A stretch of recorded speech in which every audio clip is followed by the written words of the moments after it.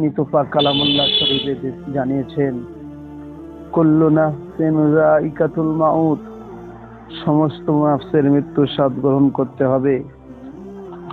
ওগো মাবুদ মাওলা, আপনি আমাদের মউত দেবেন, মৃত্যুটি যেন আমাদের নামাজের মধ্যেই যেন মৃত্যুটা হয়। আল্লাহ রব্বুল আলামিন, আমাদের যে মৃত্যু যে দিনটা হবে সেই দিনটা যেন শুক্রবারের হয়। ওগো রব্বুল আলামিন, আমাদের মৃত্যু যে মাসে হবে আল্লাহ সেই মাসটা যেন রমজান মাসের মাস হয়। রব্বুল আলামিন আল্লাহ, যখন আপনি আমাদের মৃত্যু দেবেন তখন শরীরটা যেন আমাদের পবিত্র থাকে।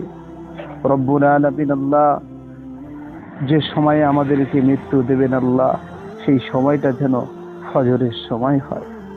রব্বুল আলামিন আল্লাহ, যে জায়গাতে আপনি আমাদের মৃত্যু দেবেন ওই জায়গাটি যেন নামাজের পার্টি হয়।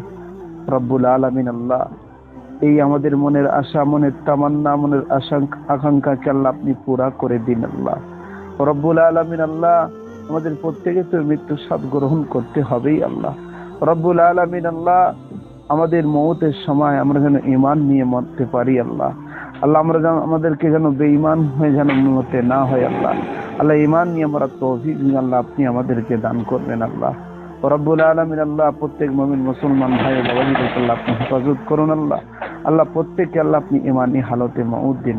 আমিন সুম্মা আমিন।